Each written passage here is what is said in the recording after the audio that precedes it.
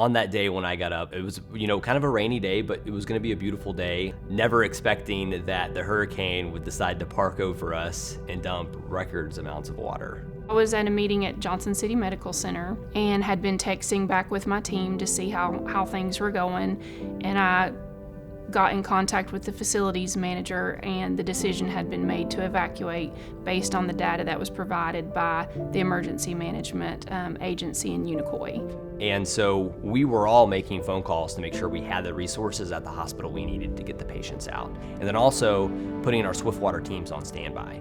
And so Washington County did an amazing job making sure that we had those teams ready to go if we needed them, and unfortunately we did need them. So we started loading patients into ambulances, and the access road in the front was took out. So we realized we couldn't get patients out by ambulance. So we brought the patients back, and we put everybody back into the emergency department because at that time that was the safest area. The water just kept rising and rising. Next thing you know, it's coming into the hospital. It's at our ankles.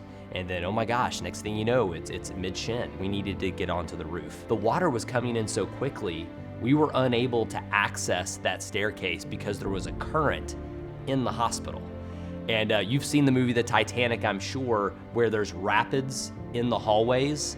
That was what was happening within the hospital. I don't remember being concerned for myself. I just was really concerned that the team was at risk and that our patients were at risk. We were able to utilize ladders that were on the fire truck that was stranded with us to gain access to the roof. We were out in the elements. A lot of us had sunburns, from being up on the roof. The winds were about 40 miles per hour at times, and so there were windshields up there that we were actually hunkering behind. We were up there for a couple hours. And it's not because people didn't want to come save us, but the situation was so dire, no one could enter our location via water. When there was nothing else we could do, I just kept thinking in my mind that helicopters have to come get us. That's the only thing that can get us off this roof.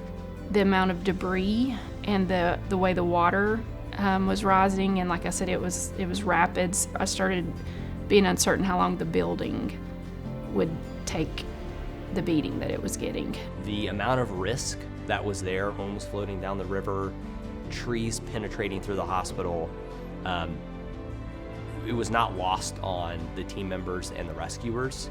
And so a lot of phone calls went out from that roof to touch the hearts of our family members, to let them know that, we loved them.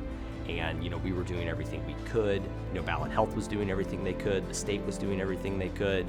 And just to be strong and send love and pray for us while we were there. One of our nurses led prayer on the roof, which was, good for the team as well. People in Southwest Virginia, East Tennessee, we're bound by our heritage. And when we were able to hold hands and share that moment, it was something that calmed the entire feeling on the roof. The pilots did an amazing job deciding to kind of hold off for a little bit until the wind died down, and then as soon as it died down, they entered in, and those helicopters ascending down, you could just hear the claps on the roof, and people were elated. They were excited. Just the relief and how thankful I was to the Lord that I knew, we were going to be rescued, and the helicopter teams were amazing. And thankfully that day, everything happened in a way that it was supposed to.